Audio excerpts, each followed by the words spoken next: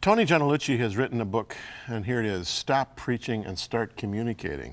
Communication principles preachers can learn from television. Now, as I said off the top, you know, most of you are not preachers per se professionally, but you do communicate your faith a lot. I know that. And to look at communication in general terms is always a good thing, but to do it from the perspective of someone who not only understands preaching but also understands television is really quite a combination. Tony works for a major television outlet in the Toronto area, Omni TV, which is seen in other parts of Canada, right? That's correct. Is it right across the nation? Not across, but it's in Edmonton, it's in Calgary, it's in Vancouver. Right. So, and 2 stations here in Toronto. Yeah, yeah. And you've been involved in the TV industry for how long now? 1988. Since 1988? Mm-hmm. Wow. Your interest in, first of all, let's talk about preaching generally. It's unusual for a TV executive to getting a doctor of ministry in preaching. How did that happen? That happened because when I started attending church, Jim, I was saying briefly in the green room that I wasn't really overly impressed with what I was seeing on the platforms of churches as far as communicators were concerned. And I said, wow. And to make a long story short, while I was doing my MDiv, I did my MDiv at Tyndale, and while I was doing my MDiv, I came across a book called Biblical Preaching by Haddon Robinson. It was a required text that I had to read. I read this text, and I fell in love with this text. It was written by Haddon Robinson. And long story short, Haddon Robinson comes to Toronto to do a 3-day seminar on how to be a more effective communicator. I moved everything in my schedule to attend this seminar. And after the 3 days of listening to Haddon, I drove home and I said, wow, this guy's really incredible. He gave out a pamphlet and talked about how he teaches a doctoral program at Gordon Conwell in Boston on how to be a more effective communicator, and I said, I gotta be there. And I did. I sat under him for 4 years, and I remember first time I met him was during my first residency there. We're sitting across from each other. He wanted us to plant a seed of what our thesis was going to be written on, and I knew exactly what I wanted to write on, and I didn't want to waste any time in writing anything else. And I said, you know, Haddon, and I said to him outright, I said, if you really don't approve what I'm about to share with you, I said, I'm going to take next plane back to Toronto and head back home. I said, but you know, in our world, we make communication irresistible to the point that we try to keep people on the edge of their seat all the time. In television. Yeah. Yeah. And I said, and basically what I want to do is just want to share some of the principles that we work with in this world and share them. Maybe perhaps they can use them in this world here in the church world and see how it can be of help to them.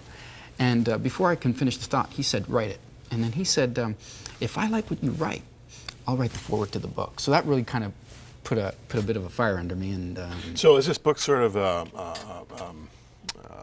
your thesis That's correct. in a popular style? That's correct.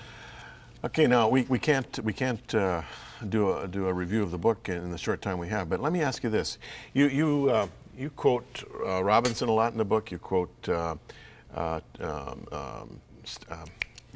Andy Stanley. I was going to say Charles Stanley. Andy Stanley, and also Rick Warren. And a few others, and these of course are outstanding communicators. We've had Andy Stanley here recently, outstanding communicator in Atlanta. But what is it about these effective, 21st century communicators that stands out as far as you're concerned? With all the study you've done on this, why does Stanley have, 20,000 people attending his church? Why does Rick Warren have over 50,000? Why are they so effective? You know what?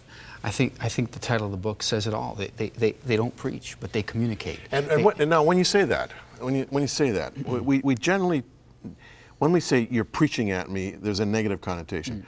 Why is there a negative connotation to preaching? I mean, preaching is one of the greatest communication arts of all time. Well, I think it's really how it's presented, Jim. So you're not dissing preaching? Absolutely not. No. Like there are some great preachers out there. Absolutely not. Absolutely, that's correct. Yeah. And I'm not dissing it. Yeah. I'm just saying I think we have to change it to what it needs to accommodate to today's audience. Okay, now you're a communications expert. You're doing television all of the time. In about 3 minutes, just summarize for me the the key principles of effective communication, maybe the top 3 from your perspective?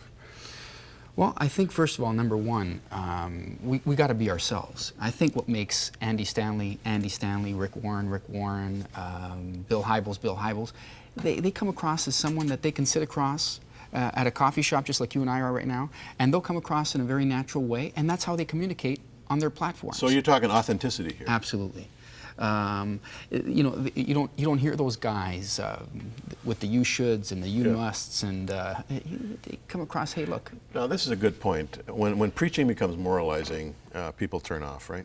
Big time. I mean, you can expose the Scripture and let the Scripture speak for itself. But if you come across as a scold, you just basically lose your audience. That's right.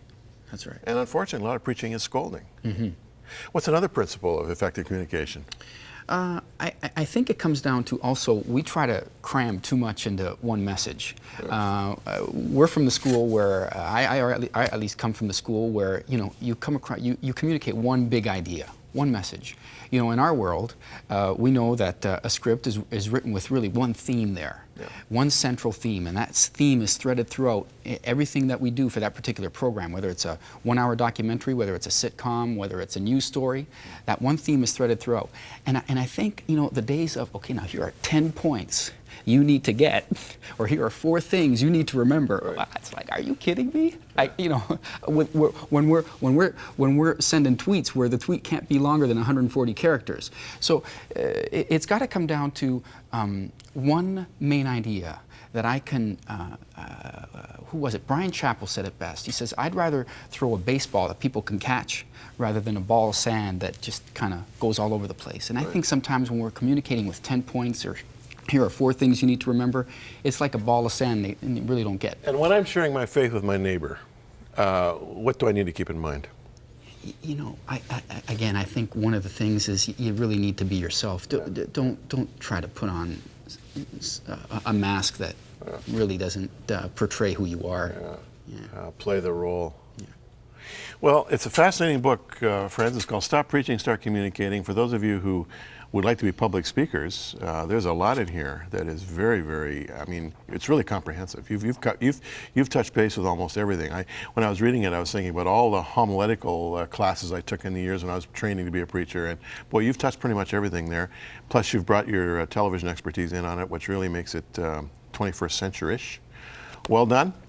Thanks, Jim. And thanks for coming our way. Thank you. Coming up, Truth to Go.